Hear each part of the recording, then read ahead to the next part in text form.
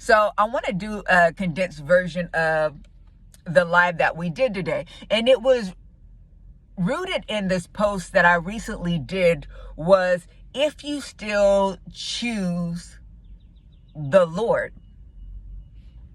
That with all that you've been through, all the challenges, all the difficulty, all the attacks based off of what you feel like you've done or have not done, or what you feel like Jesus has done or not done for you, do you still choose Jesus?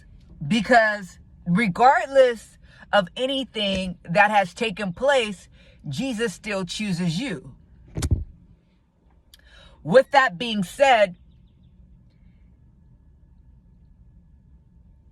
when we look at the story of Job and we see the whole reasoning for what happened with Job is when God asked Satan, had he considered his servant, Satan challenged him and was like, does Job serve you? Does he fear you? For nothing. Look at what all you've done for him. Your hedge of protection, all that you provided to him. So then, as God is speaking to him, and Satan says, take it all away, watch him curse you. He says, okay, go ahead, take it away. Now, with Job, he still is in this space where he's still serving God. It says, and in this, Job did not sin against God. So Satan comes back around. Okay, let's afflict him now. Afflict his body. God says, okay. He's like, all right, go ahead and afflict his body. Job still does not sin. This all happens within the first 2 chapters, y'all. 36 chapters later. Then that's when the Lord steps on scene and speaks. And all of this is so powerful because we get a few things from this. Number one, the whole reason was to see if Job would still fear God. If he would still fear God. And he did. He didn't go through this process idealistically. It wasn't perfection. He still had questions. He still wanted to speak to the Lord. He didn't hear from the Lord during that time. He cursed the day that he was born and wished he was never born. It wasn't like Job wasn't going through it. He was. But he still didn't sin against the Lord. He still feared the Lord. Even telling his wife, who said, why don't you just curse God and die? Should we accept good from God and not trouble from him? I want to ask you, in your life, based off of all of the attacks, the loss, the stripping, the release, everything that's been taken from you, through it all, do you still choose Jesus? Do you still choose Jesus? You see, there was nothing that Job can do in this process, no formula that he could apply to get God to move within those 36 chapters. He couldn't go out and restore his own fortune little by little. There were no steps he could follow. He had to be still in those 36 chapters. It doesn't talk about while he was en route, putting his hand to the plow, trying to, be with his wife and have more children and try to reestablish, restore what it was that was stripped, what was taken. Then in the midst of that, things happen. No. There was nothing Job could do.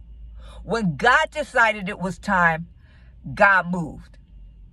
You may not be hearing from the Lord. You may not even be, sensing his presence or what's going on. You could be like Job and just like, God, what's happening? If I could only speak to you, what's going on? You got to know God is still present. God is still watching over your situation.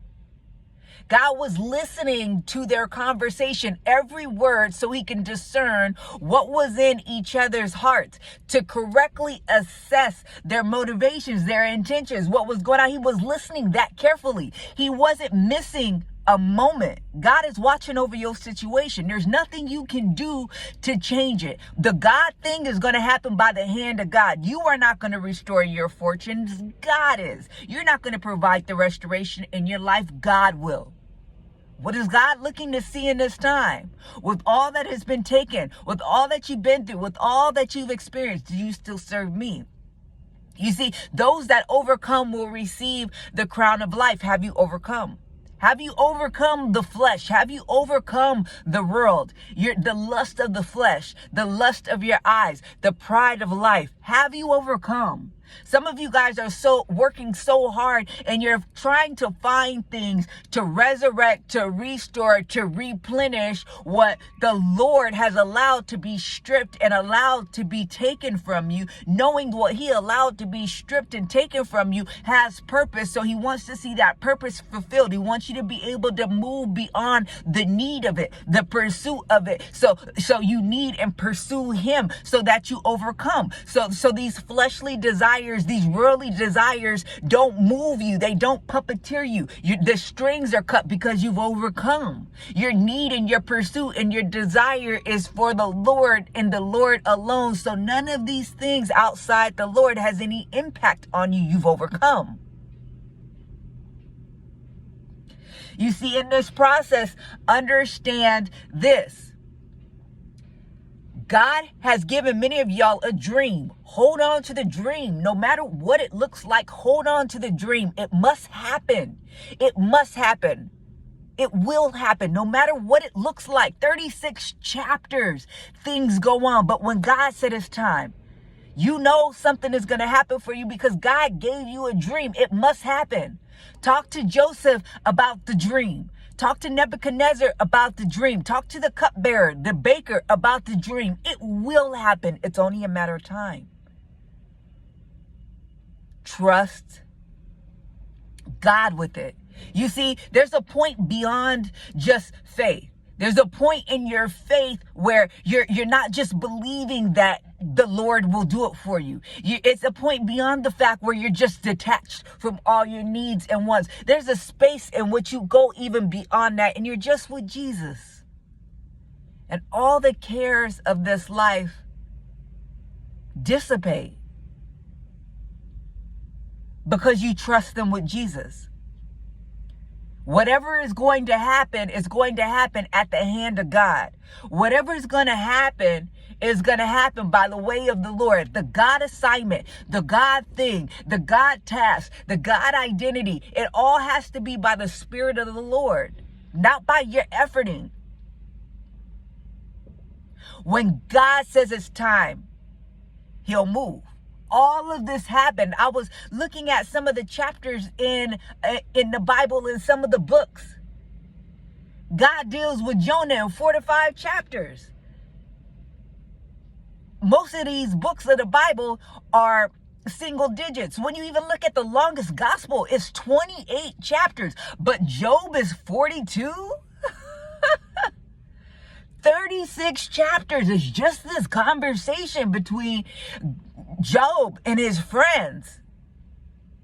Now you can look at that as the personification of good and evil, of God and the devil. That's a whole other story. But it's here in this process for 36 chapters until God says,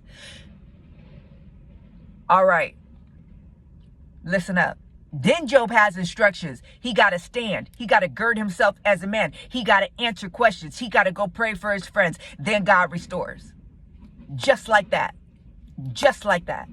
You worried about if you're doing all the right things, if you're hearing from God. When God is ready to move, he's going to make his voice known. He's going to make his will known. He's going to make his instruction known, and he's going to do it. It's going to be by the Lord's hand.